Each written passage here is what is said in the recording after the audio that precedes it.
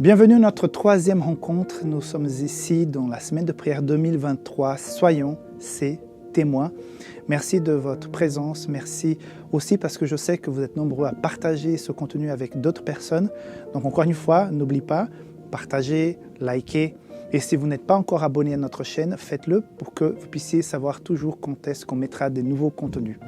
Donc, notre invité cette semaine, le pasteur Carl Johnson, qui vit actuellement au Canada, mais qui est venu exprès ici en Espagne pour enregistrer ses messages. Nous sommes ravis donc de sa présence. Nous voulons le remercier vivement. Encore une fois, je voudrais vous rappeler que si vous passez par un moment difficile, si vous ressentez le besoin d'un soutien spirituel, nous avons une équipe d'intercesseurs Saphélis qui reçoit vos requêtes et qui fera de son mieux pour pouvoir intercéder devant Dieu pour elles. Donc si vous souhaitez partager, c'est très simple, il y a un lien en bas de cette vidéo avec un petit formulaire, vous mettez votre nom ou un pseudo pour que ça soit anonyme et vous écrivez rapidement en quelques lignes donc votre demande de prière. Nous avons besoin aussi des volontaires pour grossir un petit peu l'équipe. Si jamais, il y a un deuxième lien aussi en bas de cette vidéo, ou si vous aimez la prière, si vous voulez soutenir les personnes qui ont besoin de soutien spirituel, rejoignez ce groupe à partir de ce lien à travers d'un groupe WhatsApp. Je ne voudrais pas louper l'occasion de vous présenter donc ce livre qui s'appelle « La fin de l'incertitude », écrit par Alejandro Bullón, qui est un guide par rapport à l'interprétation des prophéties qui ont un rapport avec la fin des temps. Il a été sagement écrit parce que ça facilite la compréhension de certaines choses qui sont parfois difficiles, surtout les prophéties, pour que les gens qui n'ont pas beaucoup de connaissances dans la Bible puissent comprendre le message. Donc, très intéressant, très facile à lire, avec beaucoup d'illustrations aussi, beaucoup de graphiques, tableaux, pour faciliter la visualisation donc, des prophéties. Maintenant, place à l'émission, vous aurez un moment de louange suivi d'un moment de prière entre toi et Dieu. Nous mettons une petite minute de temps devant un feu pour que cela puisse vous inspirer. Après, le message du pasteur Carl, suivi donc d'un chant de louange. Et on se retrouve tout à la fin pour plus d'informations. Donc, bonne émission et merci de votre présence.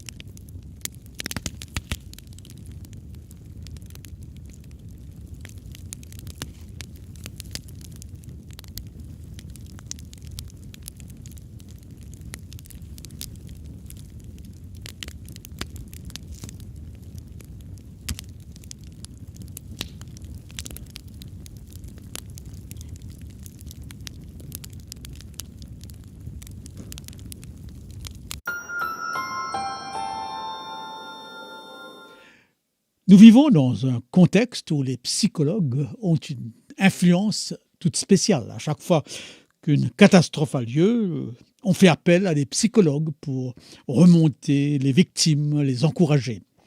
Dans ce contexte psychologique, il y a des termes qui nous sont familiers sans qu'on les comprenne absolument. Je pense par exemple à l'expression ou au mot résilience. C'est quoi la résilience? C'est la capacité de rebondir, de reprendre sa route. Napoléon a une phrase qui exprime ce que c'est que la résilience lorsqu'il dit « Le boulet qui doit m'atteindre n'a jamais été forgé ». Et dans la Bible, Dieu dit à Élie, qui est suicidaire dans cette caverne où il s'était réfugié, et Dieu lui dit « Reprends ton chemin là où tu l'as laissé ». La résilience, c'est être capable de sauter en arrière, de reprendre sa route après une catastrophe. Eh bien oui, la Bible parle d'un homme qui a fait l'expérience de la résilience. C'est Joseph. Et le thème par rapport à Joseph est celui-ci, témoin dans l'épreuve. Mais laissez-moi vous donner quelques exemples de résilience avant d'analyser quelques aspects de la vie de Joseph. Eh bien, je pense à Isaac Newton, qui un jour voyait son atelier en flammes. Il appela sa femme et lui dit « Chérie, regarde ce spectacle, tu ne le reverras pas une deuxième fois. » Le lendemain, il reconstruisait son atelier. Il reprenait les choses. Je pense à Martin Gray, ce juif polonais, qui a vu mourir toute sa famille dans les camps de concentration. Il s'en est sorti. Il a refait sa vie. Et un jour, alors qu'il vivait en France, un incendie a détruit sa maison avec sa femme et ses 2 enfants. En 2 reprises, Martin Gray perd toute sa famille. Il a écrit un livre intitulé « Les lois de la vie ». Comment se fait-il? D'où a-t-il pris ses ressources, ses forces pour redémarrer après 2 grandes épreuves semblables? Je pense à Hélène Keller. Tout le monde a entendu parler d'Hélène Keller. Aveugle, sourde, muette.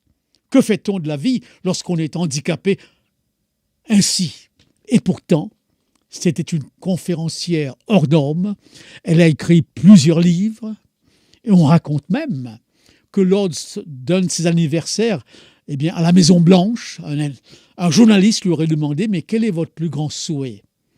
Elle aurait répondu « Vivre encore jusqu'à 100 ans ». En d'autres mots, elle avait suffisamment de ressources, malgré ses 3 handicaps, pour faire de la vie un lieu magnifique, pour être enthousiasmée à vivre. J'ai toujours à l'esprit mon directeur d'école, alors qu'il m'avait appelé un jour dans son bureau, eh bien, un vent violent a claqué la porte et il a eu le petit doigt sectionné. Et alors qu'il le ramassait, il me regarda dans les yeux, j'avais environ 13-14 ans, et il me dit tout simplement ceci: « Karl, j'en ai encore 4. » Résilience, capacité de continuer. Joseph vit une résilience par rapport à des épreuves répétées.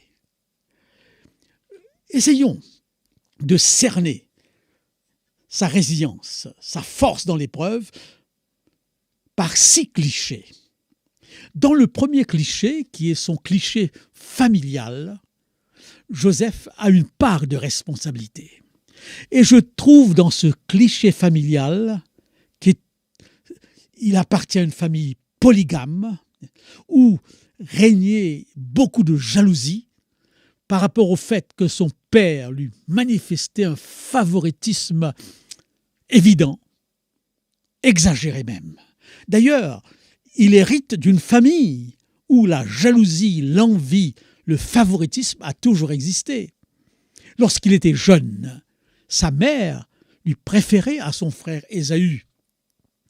Et sa mère avait développé une stratégie pour qu'il puisse voler le droit d'aînesse d'Ésaü. Bien sûr, avec une certaine subtilité, échanger le droit d'aînesse pour un plat de lentilles, ce qui fait paraître Ésaü comme un homme profane. Mais la stratégie la plus humaine, la plus provocante, la plus désastreuse, me semble être cette stratégie motivée par sa mère, où il trompe son père, Isaac.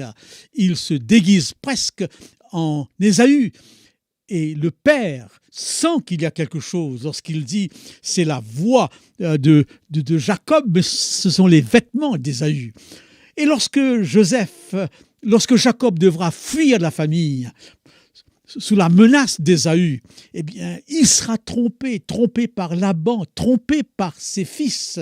Donc, le schéma familial va se répéter tout au long de sa vie. Eh bien oui, ce cliché familial lui est défavorable. Et ce favoritisme de Jacob à son égard va créer chez les frères une pulsion de mort. Déjà, nous avons 2 ou 3 chapitres qui m'ont toujours intrigué, où vous avez une compétition de grossesse. Léa, qui se sent mal aimée, essaye d'avoir des fils afin d'attirer l'amour de Jacob. Nous sommes dans une société qui n'est plus la nôtre, la société polygame, et la société où les fils ont une place importante. Et cette compétition de grossesse entre Rachel et Léa, avec les servantes interposées, démontre jusqu'à quel point cette famille hérite quelque chose de négatif, un schéma vraiment désastreux. Et les frères de Joseph, voyant cette tunique de plusieurs couleurs, expression du favoritisme de Jacob, ajoutez à cela ces visions de Joseph qui donnent l'impression à ses frères qu'un jour, il viendrait se prosterner devant lui. Et ce Joseph, qui a probablement 15-16 ans, fait étalage de ces visions. Et il a même une mauvaise habitude, celle de piller ses frères et ensuite de rapporter leurs mauvaises actions au père. Donc, tous les éléments pour créer un contexte familial de provocation, de haine sont réunis. C'est le premier cliché de l'épreuve de Joseph. Mais il est responsable, dans une certaine mesure, de la haine que les frères vont se nourrir. Deuxième cliché, les frères sont loin de la maison familiale.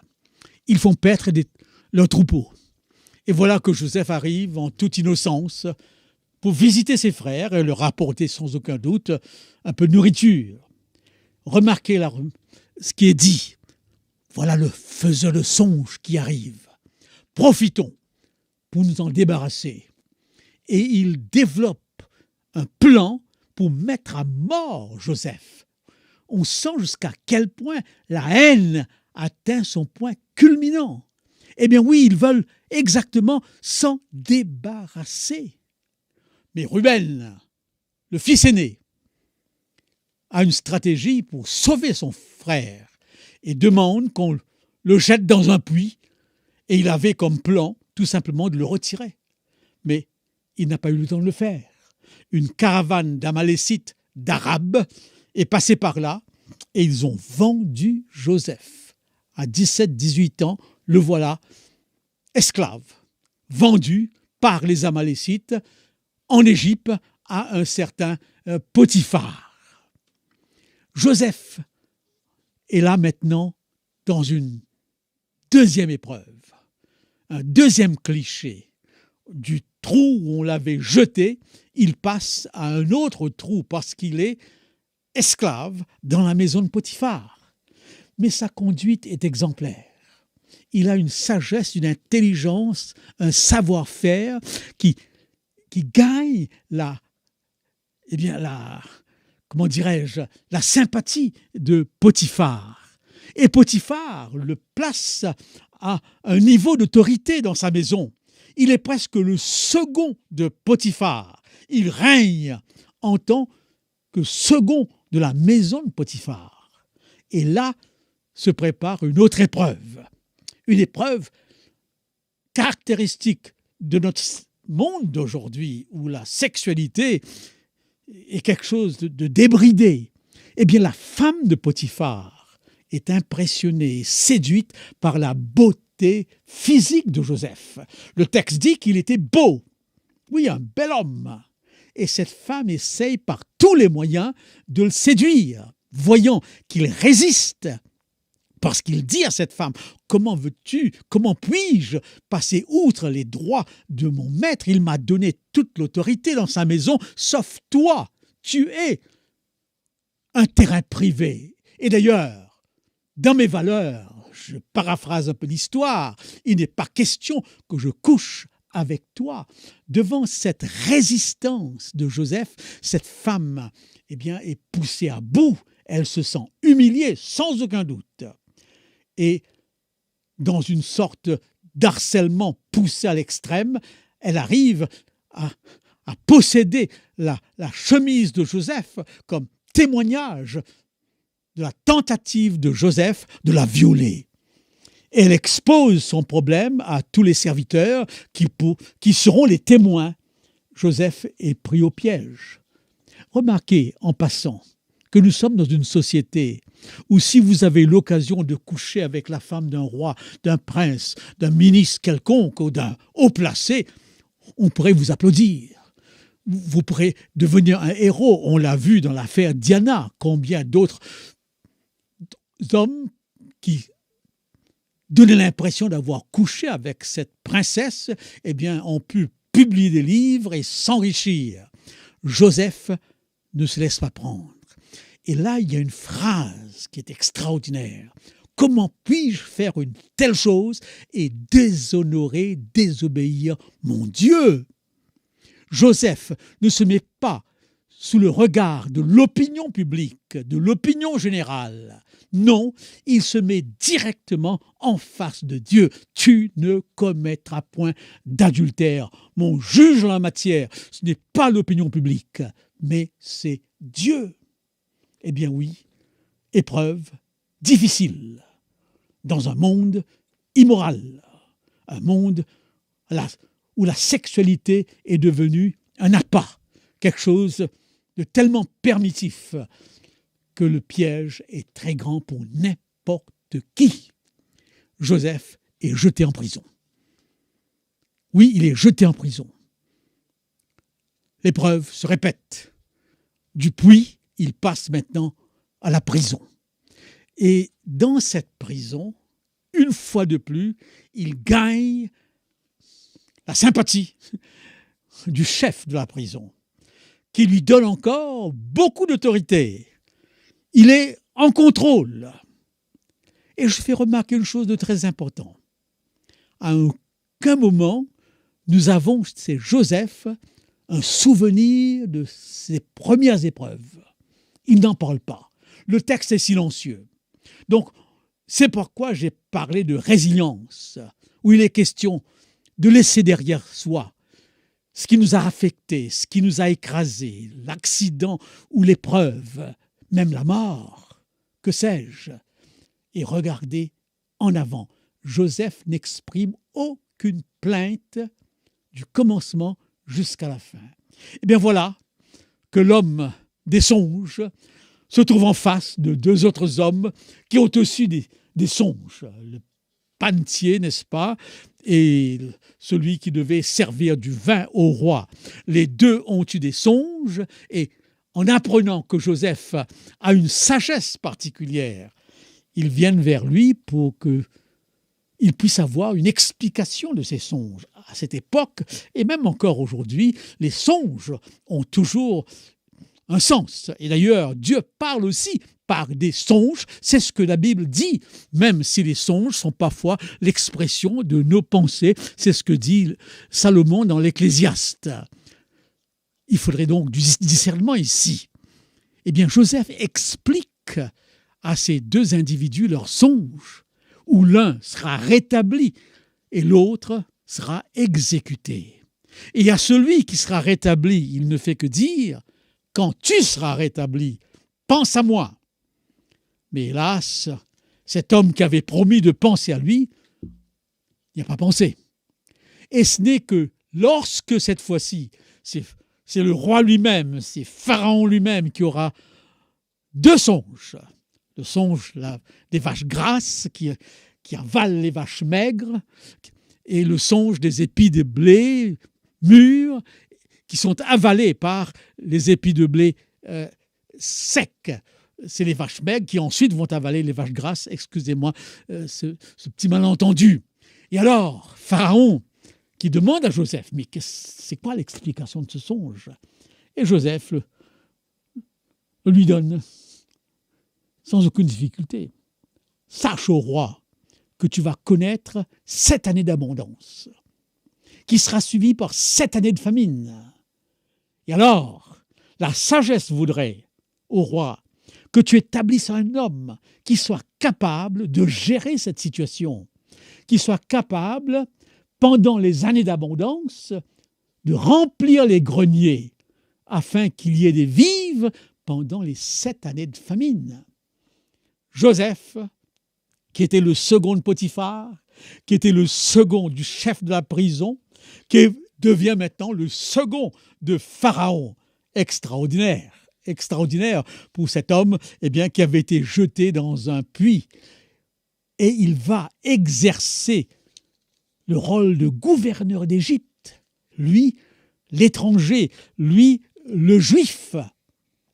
Et il va même avoir le privilège, puisque c'était un privilège, d'épouser la fille du grand prêtre, alors qu'il est gouverneur. Et pendant ce temps où le rêve se réalise, l'Égypte vit dans une abondance extraordinaire.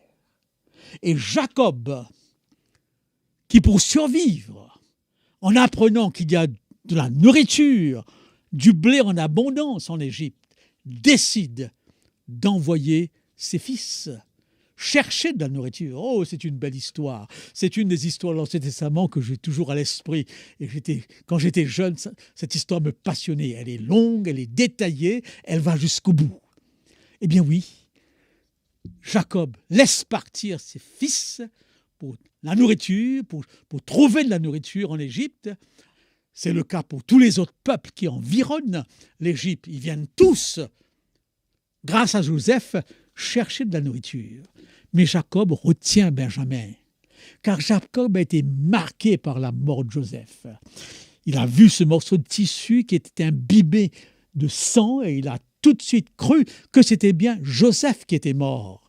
Et il a dit dans son désarroi, dans son tristesse, « Personne ne me consolera de la mort de mon fils. » Et alors, Benjamin, fils de Rachel, sa préférée, pour laquelle il a travaillé pendant 14 ans, fils encore du favoritisme qu'il faisait à Joseph, laisse partir ses autres fils, mais retient Benjamin. Alors nous arrivons à la 6e épreuve de Joseph. 2 épreuves sont les mêmes, le puits et la prison. Une épreuve sort de l'ordinaire, l'épreuve de la séduction. Et là, il est gouverneur. L'épreuve de la grandeur, l'épreuve de la notoriété, l'épreuve de l'appui du roi, du pharaon. Et lorsque Joseph voit ses frères, il est touché en profondeur dans son cœur. Oui, en 2 reprises dans cette histoire, il est dit qu'il va entrer dans sa chambre et il va pleurer. Et Joseph, je ne sais pas comment l'expliquer, aura une stratégie. Une stratégie dont l'objectif est tout simplement de savoir si ces hommes qui ne l'aimaient pas, qui ont même souhaité sa mort, qui l'ont vendu comme esclave, ont changé. Est-ce qu'ils sont les mêmes? Vous connaissez l'histoire, n'est-ce pas? Après avoir négocié l'achat du blé, il va demander qu'on les retourne, leur argent. Il va même mettre sa coupe d'honneur dans un des sacs. Je passe très rapidement sur ces deux incidents. Et il va même demander que Benjamin soit emmené, ce qui va provoquer une réaction de la part des frères. Comment faire cela? Notre père a perdu son fils Joseph. Il ne permettra pas, il ne prendra aucune initiative pour perdre maintenant Benjamin. Et Joseph sent qu'il y a un changement chez ses frères. Mais il pousse le bouchon jusqu'à la limite parce qu'il veut s'assurer vraiment que ces hommes ont changé.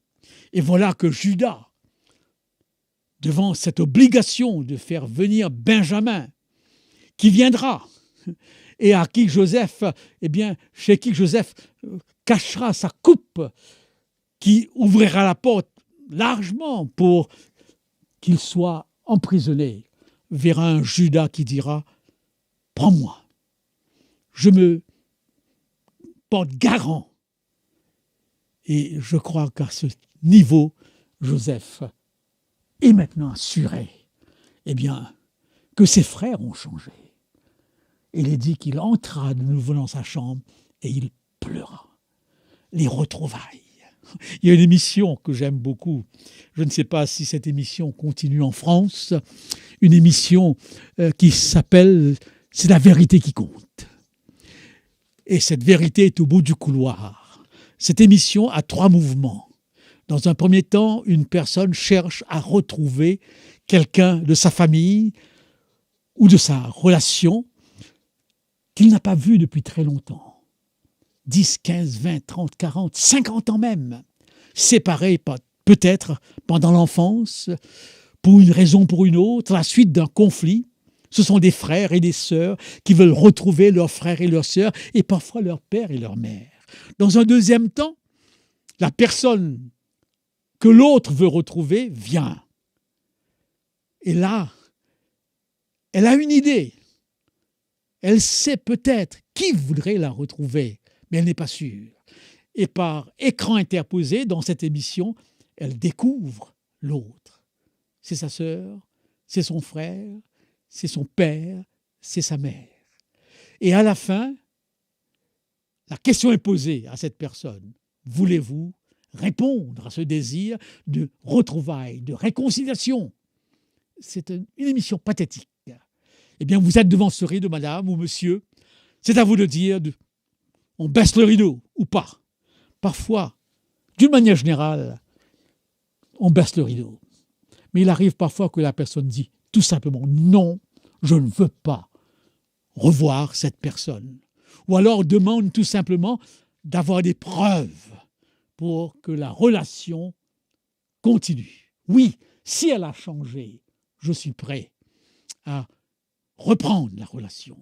Lorsque le rideau baisse, c'est un moment pathétique où les larmes coulent, les embrassades sont impressionnantes. Et à chaque fois que je regarde cette émission, je pense à Joseph, qui était entré dans sa chambre et qui a pleuré, mais qui a voulu s'assurer que ses frères avaient changé. Et lorsque tout à coup, il dira « Je suis Joseph, votre frère », moment pathétique. Et ces derniers auront une première réaction. Il va sûrement prendre sa vengeance. Toutes ces stratégies que nous ne comprenions pas avaient pour but, maintenant, de prendre la vengeance, de se venger. Mais Joseph leur dit, ne vous en faites pas. Vous n'êtes pas responsable dans cette situation. Ce que vous avez fait n'est pas si grave que cela. C'est Dieu qui a tout dirigé. C'est Dieu qui était à la manœuvre. C'est Dieu qui pilotait ma vie aussi bien que la vôtre. Et il a su transformer le mal en bien. S'il y a une doctrine qui est très difficile à saisir, c'est la doctrine de la providence de Dieu. Nous avons à ce sujet 2 approches. Une approche que j'appellerais fermée, où pour certains, même lorsque vous attachez les lacets de vos chaussures, Dieu le sait. c'est Dieu qui est derrière l'événement. Ça paraît un peu drôle, mais certains parlent de ce principe. Dieu contrôle tout, il gère tout. Ça, c'est une approche de la providence, où tout est cadré. Une autre approche de la providence, plus ouverte, où Dieu nous donne une certaine liberté d'action. Et en nous donnant cette liberté, il s'efface, il se retire. Ce n'est pas mon propos de discuter sur ces deux approches. Mais l'histoire de Joseph nous permet de déduire que si Joseph est un modèle de témoin dans l'épreuve, de la résilience, la résilience, l'histoire est aussi un modèle de l'action de Dieu qui dirige nos vies, même si nous ne la comprenons pas, et qui finalement fait triompher son plan. Toute chose concourt au bien de ceux qui aiment Dieu. Quelles sont les leçons qu'on peut dégager? Premièrement, Joseph n'était pas responsable du favoritisme de son père, ni des songes prémonitoires de sa vie, mais en espionnant la conduite de ses frères, il a une part de responsabilité dans l'antagonisme de ses frères à son endroit. Il faut bien le dire. Il ne méritait pas, certainement pas, que cela provoque une décision de mort à son sujet, mais il a une petite part quelque part.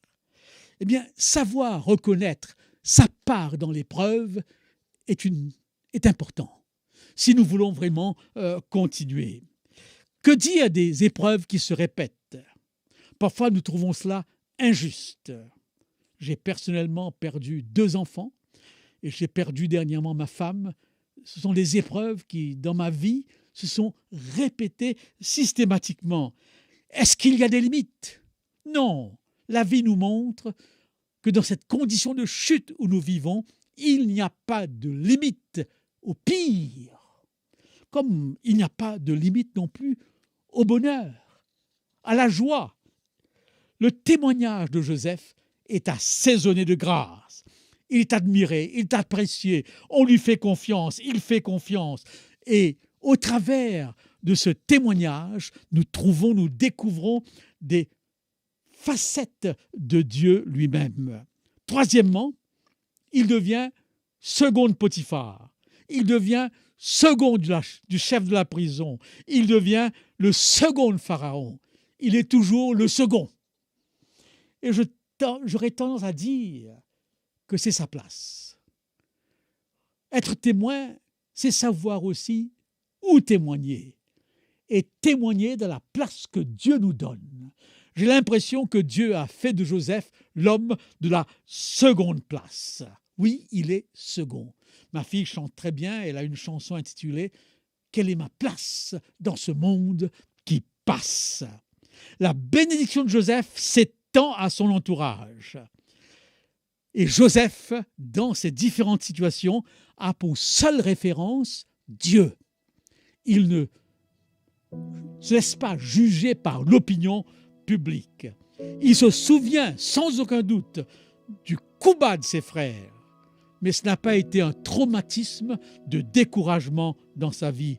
Et s'il éprouve ses frères, c'est pour mieux les pardonner et mieux les accepter. Et en fin de compte, il ne parle jamais de pardon, il met tout cela sur la providence divine qui est une belle illustration. Dieu dirige nos vies. En toutes choses, il la dirige pour notre bien.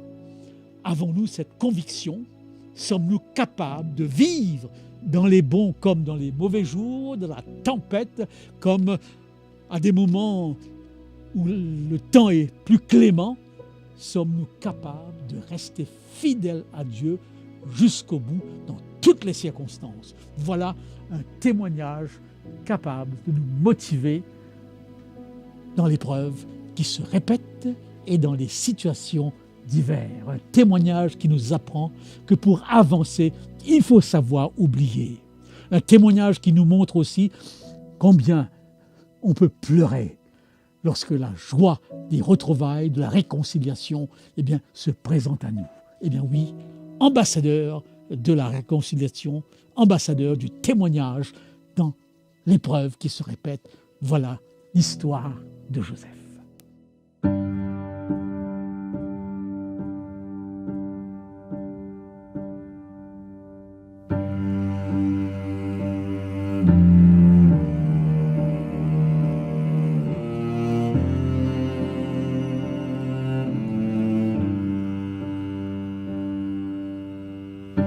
J'avais voulu fuir loin de toi. Ce que tu demandais, c'était trop pour moi. Je t'ai tourné le dos, j'ai pris l'autre bateau. Il naviguait par vent contraire, loin de tes voies, de tes lisières.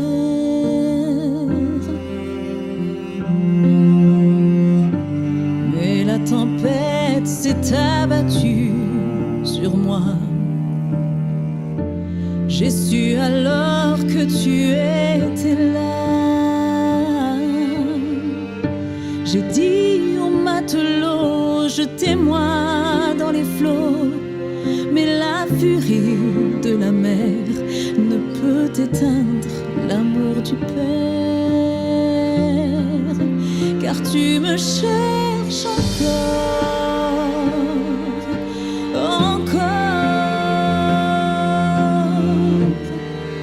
Jusqu'au fond de la mer, tu me cherches encore.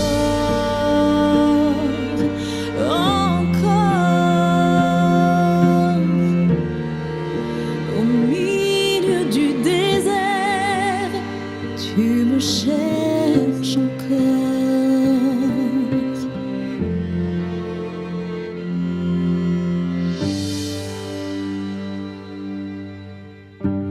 Malgré mes failles, mon cœur rebelle, tu restes. Je ne suis rien qui vaille, mais c'est sans appel, tu restes. Par un suprême effort, tu me ramènes au port. Moi qui t'avais abandonné, tu as tout laissé pour me trouver. Et tu me cherches encore.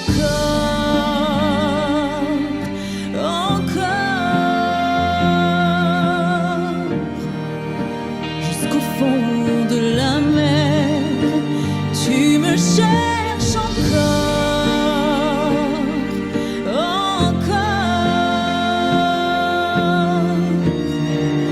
Au milieu du désert, tu me cherches encore.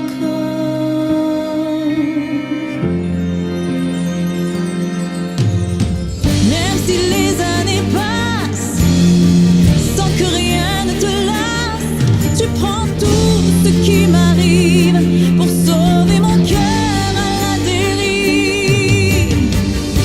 Et quoi que je fasse, tu m'offres ta grâce, ton pardon comme une eau vive. Alors je pars.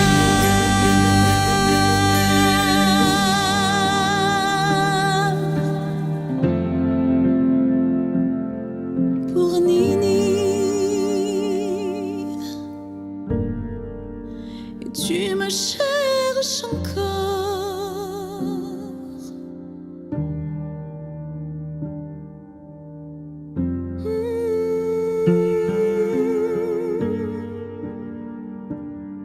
Tu me cherches encore.